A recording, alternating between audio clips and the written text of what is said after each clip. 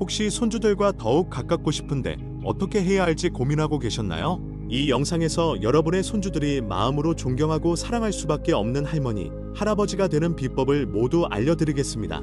이 영상을 끝까지 시청하시면 손주들과 깊은 유대감을 형성하고 오래도록 기억될 소중한 추억을 만들며 가족 모두가 행복해질 수 있는 비결을 얻게 되실 것입니다. 혹시 손주가 스마트폰만 보고 있어서 대화가 어렵다고 느끼셨나요? 아니면 손주들에게 다가가기 조심스럽고 혹시 부담을 줄까봐 망설여지셨나요? 이 영상은 단순히 손주들과 친해지는 방법을 넘어 세대 간의 벽을 허물고 진정한 사랑과 존경을 꽃피우는 지혜를 담고 있습니다. 이 정보들은 수많은 손주들과 어르신들의 실제 경험을 바탕으로 제가 수십 년간 가족 관계를 연구하며 발견한 핵심 원칙들입니다. 자, 이제 시작하기 전에 한 가지 부탁드립니다. 이 소중한 정보가 더 많은 어르신들께 전달될 수 있도록 구독과 좋아요 버튼을 꼭 눌러주세요. 여러분의 작은 관심이 누군가의 외로운 마음을 위로하고 가족의 행복을 지키는 데 큰 힘이 될 수 있습니다. 그럼 지금부터 여러분의 손주들이 가장 좋아하는 할머니, 할아버지가 되는 비밀을 하나씩 파헤쳐 보겠습니다.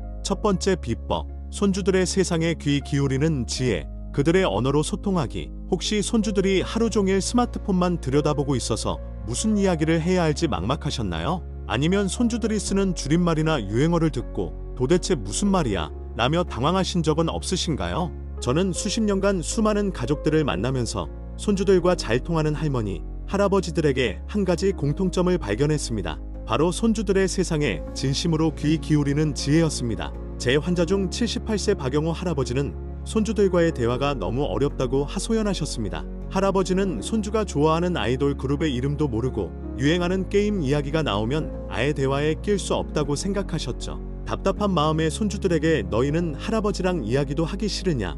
라고 화를 내신 적도 있다고 합니다. 하지만 박 할아버지는 제가 알려드린 비법을 실천한 후 놀라운 변화를 경험했습니다. 어느 날 할아버지는 손주가 즐겨보는 유튜브 채널을 함께 시청했습니다. 처음에는 무슨 내용인지 하나도 이해가 안 되고 지루했지만 손주가 중간중간 설명해주는 이야기에 귀를 기울였습니다. 손주가 좋아하는 게임 캐릭터 이름을 외우고 인기 있는 유행어를 따라 해보기도 했습니다. 놀랍게도 단 2주 만에 손주가 할아버지에게 먼저 다가와 말을 걸기 시작했습니다. 할아버지, 요즘 이 게임이 진짜 재미있어요. 박 할아버지는 이렇게 말씀하셨습니다. 선생님, 제가 손주들의 말을 조금이라도 이해하려고 노력하니 아이들이 저를 다르게 보더라고요. 이제는 제가 먼저 유행어를 말하면 손주들이 깔깔 웃으면서 저를 더 좋아해요. 그렇다면 어떻게 손주들의 언어로 소통할 수 있을까요? 첫째, 손주들이 좋아하는 것에 관심을 가지세요. 손주들이 어떤 음악을 듣고 어떤 그림을 그리고 어떤 게임을 하는지 물어보세요.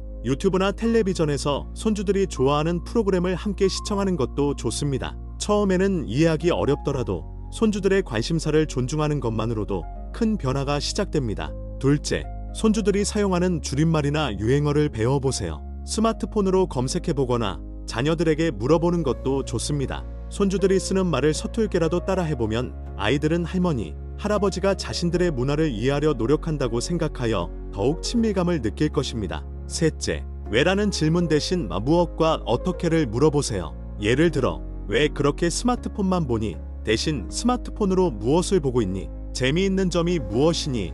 라고 묻는 것입니다. 이는 손주들이 자신의 이야기를 편하게 풀어놓을 수 있는 공간을 만들어줍니다. 넷째, 디지털 소통법을 배워보세요. 스마트폰으로 손주들과 메시지를 주고받거나 영상통화를 해보세요. 김 할아버지는 72세의 스마트폰 교실에 다니기 시작해 지금은 해외에 있는 손주들과 매일 영상통화를 하고 SNS 소식을 주고받는다고 합니다. 손주들은 할머니, 할아버지가 자신들의 세상을 이해하려고 노력하는 모습에서 진정한 사랑을 느낍니다. 이 작은 노력 하나가 세대 간의 간격을 좁히고 손주들의 마음을 활짝 열어줄 것입니다. 지금 바로 손주들이 좋아하는 유튜브 채널을 구독해보시는 건 어떨까요? 두 번째 비법, 함께 추억을 만드는 특별한 시간, 몸으로 놀아주는 즐거움. 혹시 손주들과 함께 무엇을 해야 할지 고민되셨나요? 아니면 체력이 예전 같지 않아 손주들과 놀아주기 힘들다고 느끼셨나요? 저는 수많은 어르신들이 손주들과 의미 있는 시간을 보내고 싶지만 어떻게 시작해야 할지 몰라 망설이는 모습을 보아왔습니다. 하지만 손주들은 비싼 장난감이나 화려한 여행보다 할머니, 할아버지와 함께하는 소박하지만 즐거운 시간을 더 오래 기억합니다. 제 환자 중 72세 박영희 할머니는 손주들과 시장 가는 것도 힘들 정도로 체력이 약해지셔서 늘 미안한 마음뿐이었다고 합니다. 손주들이 할머니, 같이 놀자 라고 조르면 기운이 없어 거절할 수밖에 없었다고 합니다. 하지만 박 할머니는 제가 알려드린 비법을 실천한 후 손주들과 함께 공원에서 산책하며 웃음을 되찾았다고 합니다. 그 비결은 바로 몸으로 놀아주는 즐거움이었습니다. 박 할머니는 손주들에게 동네 공원에서 함께 산책하자고 제안했습니다. 처음에는 10분만 걷는 것부터 시작했습니다. 손주들이 좋아하는 나무나 꽃의 이름을 함께 알아보고 떨어진 나뭇잎으로 왕관을 만들기도 했습니다.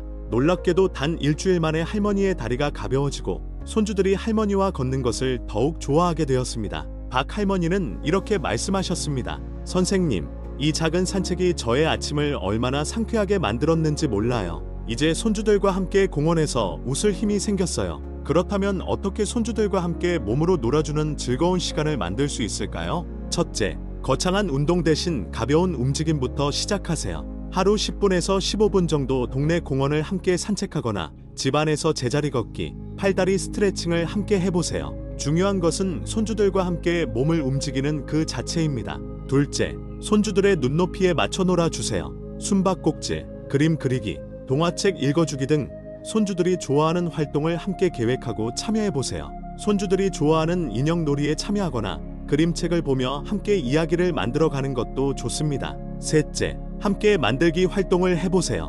예를 들어 함께 요리하기, 종이접기, 간단한 공예품 만들기 등은 손주들과의 유대감을 깊게 합니다. 할머니, 할아버지가 자신의 손으로 무언가를 만들어주는 것에 손주들은 큰 의미를 부여합니다. 넷째, 전통 놀이를 알려주세요. 딱지치기, 실뜨기, 공기놀이 등 할머니, 할아버지 세대의 추억이 담긴 놀이를 손주들과 함께 해보세요. 이는 손주들에게 새로운 경험을 제공하고 할머니, 할아버지의 지혜를 나눌 수 있는 소중한 시간이 됩니다. 손주들과 함께 몸을 움직이며 웃는 시간은 단순한 놀이가 아닙니다. 그것은 손주들의 마음의 할머니, 할아버지와의 따뜻한 추억을 새기고 건강하고 활기찬 노년의 삶을 위한 에너지원이 될 것입니다. 오늘 저녁 손주와 함께 10분만이라도 동네를 산책해 보시는 건 어떨까요? 세 번째, 빕, 잔소리 대신 진심 어린 공감, 마음을 열게 하는 대화법. 혹시 손주들에게 좋은 이야기를 해주고 싶지만 자칫 잔소리로 들릴까봐 망설여지셨나요? 아니면 손주들이 할머니,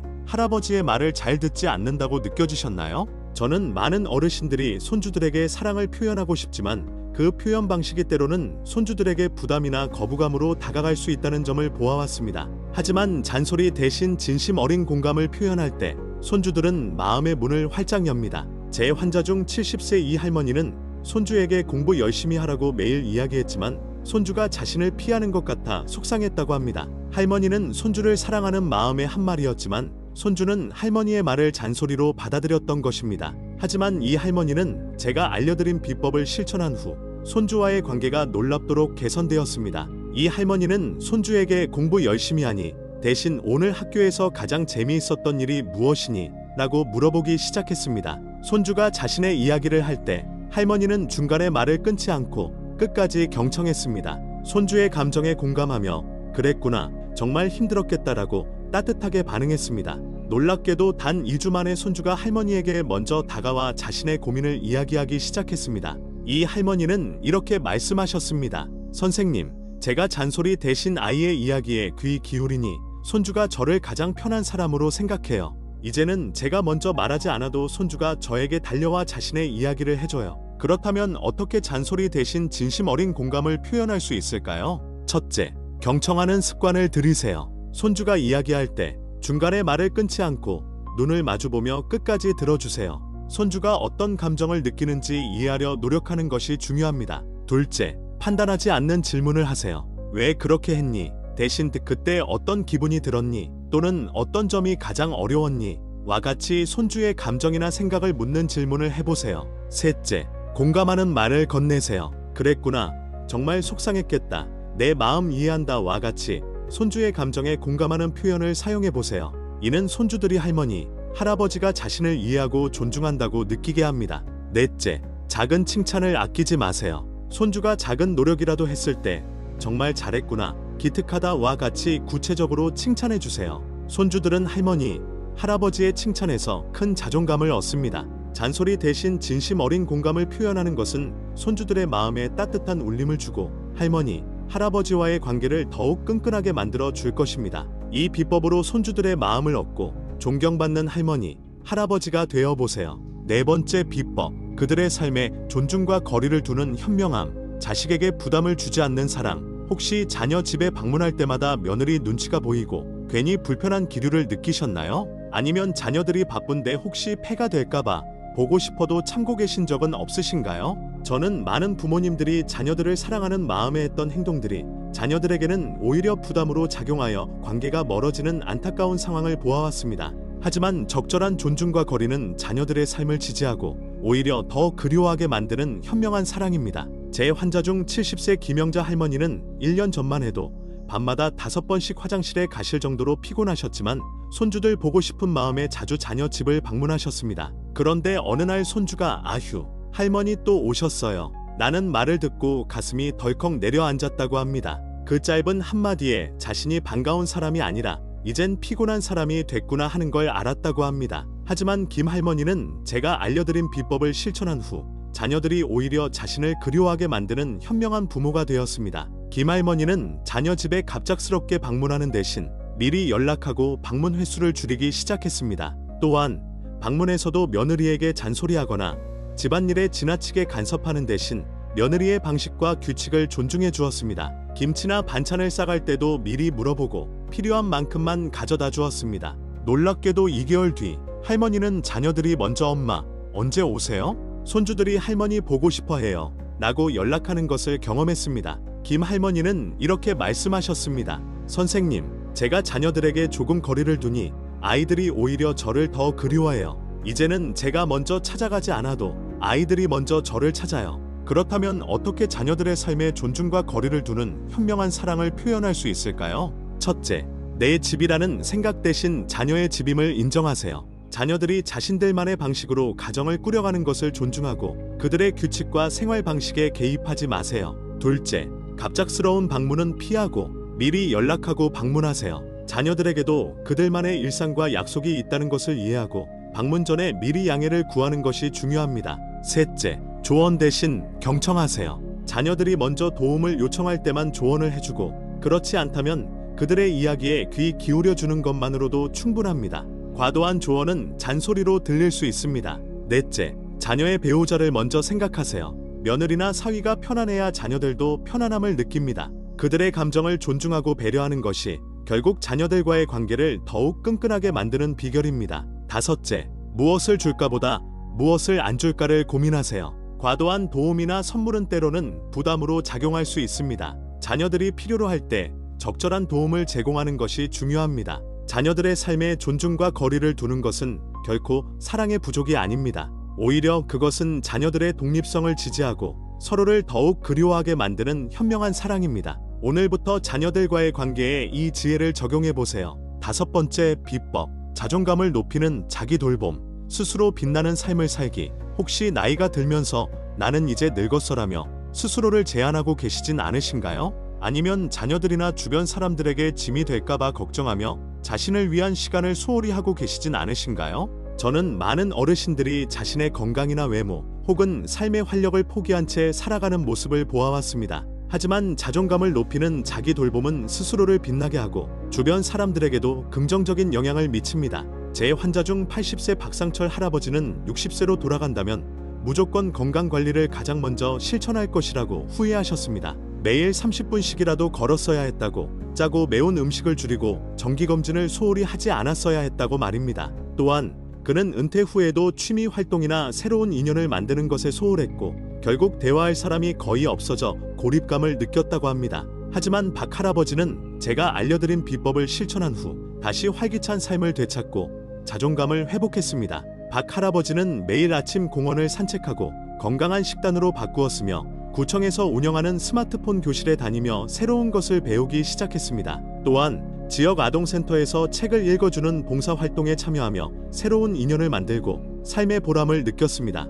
놀랍게도 박 할아버지는 내가 60세로 돌아간다면 무조건 이렇게 살 겁니다 라고 말하며 이제는 경제적 걱정 없이 손주들에게 용돈도 주고 해외여행도 간다고 합니다. 박 할아버지는 이렇게 말씀하셨습니다. 선생님, 제가 저 자신을 돌보니 오히려 삶의 활력이 넘쳐요. 이제는 손주들에게도 자랑스러운 할아버지가 되었어요. 그렇다면 어떻게 자존감을 높이는 자기 돌봄을 실천할 수 있을까요? 첫째, 건강 관리를 최우선으로 하세요. 매일 30분씩 걷거나 가벼운 스트레칭을 하고 짜고 매운 음식 대신 싱거운 음식 위주로 식사하며 정기적인 건강검진을 빼먹지 마세요. 건강한 몸은 자신감의 시작입니다. 둘째, 새로운 것을 배우세요. 스마트폰 사용법, 그림 그리기, 악기 연주, 외국어 배우기 등 새로운 취미를 시작해보세요. 새로운 것을 배우는 것은 뇌를 활성화시키고 삶의 즐거움을 더합니다. 셋째, 사회적 활동에 참여하세요. 동네 경로당이나 복지관 프로그램에 참여하거나 자원봉사 활동을 해보세요. 사람들과 교류하며 삶의 의미와 소속감을 느낄 수 있습니다. 넷째, 마음의 건강도 돌보세요. 스트레스가 쌓이면 전문가의 상담을 받거나 명상이나 심호흡을 통해 마음을 다스려 보세요. 긍정적인 마음가짐은 면역력을 높이고 활기찬 삶을 유지하는 데 중요합니다. 다섯째, 외모 관리에도 신경 쓰세요. 단돈 10,000원으로 200,000원짜리 화장품 효과를 낼 수 있는 바세린 팩을 사용하거나 머리 피부를 건강하게 관리하여 풍성한 머리숱을 유지하는 것도 좋습니다. 깨끗하고 단정한 모습은 자신감을 높여줍니다. 스스로를 돌보고 빛나는 삶을 살아가는 할머니, 할아버지의 모습은 손주들에게 가장 큰 자랑이 될 것입니다. 오늘부터 자신을 위한 시간을 만들어 보세요. 여섯 번째, 비법. 죽음에 대한 솔직한 대화. 사랑하는 이들을 위한 마지막 배려. 혹시 가족이나 사랑하는 사람과의 죽음에 대한 대화가 불편하고 어색하게 느껴지셨나요? 아니면 괜히 불길하다고 여겨 미뤄두고 계시진 않으셨나요? 저는 많은 가족들이 죽음이라는 피할 수 없는 순간 앞에서 아무런 준비 없이 당황하고 혼란스러워하는 모습을 보아왔습니다. 하지만 죽음에 대한 솔직한 대화는 사랑하는 이들을 위한 마지막 배려이자 남겨진 가족들의 슬픔을 덜어주는 가장 따뜻한 선물입니다. 제 환자 중 92세 김 할머니는 돌아가시기 전까지 가족들과 죽음에 대한 대화를 피하셨다고 합니다. 결국 김 할머니가 집에서 갑자기 돌아가셨을 때 가족들은 사망진단서 발급부터 장례식장 예약, 화장 절차까지 모든 것이 혼란스러웠다고 합니다. 심지어 김 할머니는 생전에 장기 기증을 원하셨지만 가족들이 이를 몰라 기증 기회를 놓치기도 했습니다. 하지만 제가 알려드린 비법을 실천한 후 다른 가족들은 죽음에 대한 준비를 통해 더욱 단단해지고 서로를 위로할 수 있게 되었습니다. 김 할머니의 아들은 어머니의 임종 후 제가 알려드린 죽음 대비 체크리스트를 만들고 가족들과 솔직한 대화를 시작했습니다. 아버지의 희망 장례식장, 보험 서류 위치, 자동 이체 내역, 비상 연락망 등을 꼼꼼히 정리했습니다. 또한 가족들은 앞으로 연명 의료나 장기 기증에 대한 자신의 의사를 미리 나누고 서로의 마지막을 존엄하게 지켜주기로 약속했습니다. 놀랍게도 이 대화를 통해 가족들은 서로에 대한 이해와 사랑이 더욱 깊어졌다고 합니다. 김 할머니의 아들은 이렇게 말씀하셨습니다. 선생님, 처음에는 어색했지만 어머니의 죽음 이후 이 대화가 얼마나 중요한지 깨달았어요. 이제는 저희 가족이 어떤 상황에도 침착하게 대처할 수 있어요. 어머니의 마지막을 존엄하게 보내드릴 수 있게 되었어요. 그렇다면 어떻게 죽음에 대한 솔직한 대화를 시작할 수 있을까요? 첫째, 죽음 대비 체크리스트를 만들어 보세요. 여기에 의사 연락처, 희망 장례식장,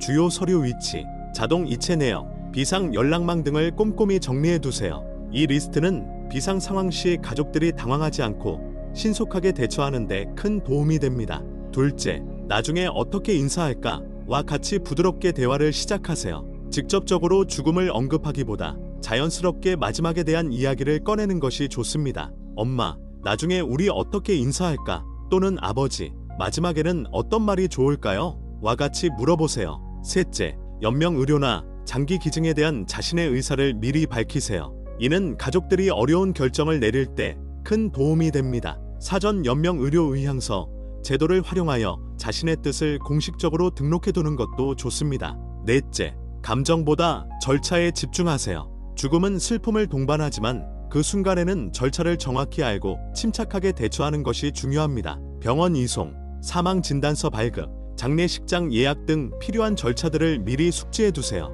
다섯째, 작별의 시간을 가지세요. 임종 직후에는 서둘러 주변에 연락하기보다 조용히 고인의 곁을 지키며 마지막 인사를 나누는 시간을 가지세요. 이 짧은 시간이 남겨진 가족들에게는 평생의 위로가 됩니다. 죽음에 대한 솔직한 대화는 결코 불길한 것이 아닙니다. 그것은 사랑하는 이들을 위한 마지막 배려이자 남겨진 가족들이 슬픔 속에서도 존엄하게 마지막을 맞이할 수 있도록 돕는 가장 따뜻한 사랑입니다. 오늘부터 가족들과 이 중요한 대화를 시작해보세요. 7번째, 비법. 자유로운 나를 위한 혼자만의 시간. 외로움 대신 설렘을 찾기. 혹시 혼자 있는 시간이 외롭고 허전하게 느껴지셨나요? 아니면 자녀들이나 친구들에게 연락하기도 조심스럽고 괜히 짐이 될까봐 망설여지셨나요? 저는 많은 어르신들이 홀로 남겨진 시간을 외로움으로만 보내는 모습을 보아왔습니다. 하지만 자유로운 나를 위한 혼자만의 시간은 외로움 대신 설렘을 찾아주고 삶의 활력을 불어넣어 줍니다. 제 환자 중 70대 여성분은 남편과 사별하고 자녀들과도 연락이 뜸해지자 혼자 있는 시간이 너무 길고 지루하게 느껴졌다고 합니다. 밤마다 잠 못 이루고 천장만 바라보며 한숨 쉬는 날이 많아졌다고 합니다. 하지만 이분은 제가 알려드린 비법을 실천한 후 혼자 있는 시간을 가장 행복한 시간으로 바꾸었습니다. 이분은 일주일에 한 번은 꼭 혼자 영화관에 가서 보고 싶은 영화를 마음껏 보고 팝콘도 혼자 다 먹었다고 합니다. 매일 아침에는 자전거를 타고 공원 벤치에 앉아 도시락을 먹으며 햇빛과 바람을 즐겼습니다. 또한 혼자서 조용히 커피를 마시거나 시장을 다니고 공원 벤치에 앉아 콧노래를 흥얼거리는 등 자신만의 즐거운 루틴을 만들었습니다. 놀랍게도 이분은 혼자 밥 먹는 것도 이젠 즐겨요. 식탁 옆에 꽃 한 송이 두고 먹으면 외롭다는 생각이 싹 사라져요. 라고 말씀하셨습니다. 그렇다면 어떻게 자유로운 나를 위한 혼자만의 시간을 만들 수 있을까요? 첫째, 혼자서도 즐길 수 있는 취미를 만드세요. 그림 그리기, 악기 연주, 독서, 영화 감상, 뜨개질 등 자신이 관심 있는 활동을 찾아 몰입해보세요. 혼자만의 시간에 집중하며 성취감을 느끼는 것은 외로움을 잊게 하고 삶의 활력을 더합니다. 둘째, 나만의 루틴을 만드세요. 매일 아침 일정한 시간에 공원을 산책하거나 좋아하는 음악을 들으며 차 한 잔을 마시는 등 자신만의 즐거운 일상 루틴을 만들어 보세요. 이는 하루를 더욱 의미 있고 활기차게 만듭니다. 셋째, 자기 자신에게 집중하는 시간을 가지세요. 명상, 일기쓰기, 감사 일기쓰기 등을 통해 자신의 감정을 돌아보고 스스로를 위로하고 다독이는 시간을 가지세요. 이는 마음의 평화를 찾고 자존감을 높이는 데 큰 도움이 됩니다. 넷째, 도움을 요청하는 용기를 가지세요. 아무리 혼자만의 시간을 즐기는 사람이라도 때로는 누군가에게 기대고 싶을 때가 있습니다. 힘들 때는 가까운 이웃이나 상담센터에 도움을 요청하는 것을 주저하지 마세요. 나 오늘 좀 힘들어요. 라는 한마디가 여러분을 지켜주는 안전벨트가 될 수 있습니다. 자유로운 나를 위한 혼자만의 시간은 결코 외로움이 아닙니다. 그것은 스스로를 채우고 삶의 활력을 되찾으며 더욱 단단하고 지혜로운 노년을 살아가는 비결입니다. 오늘부터 여러분의 삶에 이 비법을 적용해 보세요. 마무리하며 손주들이 존경하는 할머니, 할아버지가 되는 길. 어르신 여러분, 오늘 우리는 손주들과의 소통을 강화하고 가족 모두가 행복한 노년을 만드는 소중한 비법들을 함께 나누었습니다. 손주들의 세상에 귀 기울이는 지혜, 함께 추억을 만드는 특별한 시간, 잔소리 대신 진심 어린 공감, 자녀들에게 부담을 주지 않는 사랑, 자존감을 높이는 자기 돌봄, 죽음에 대한 솔직한 대화, 그리고 자유로운 나를 위한 혼자만의 시간까지. 이 모든 비법들은 여러분의 삶을 더욱 풍요롭고 의미 있게 만들어 줄 것입니다.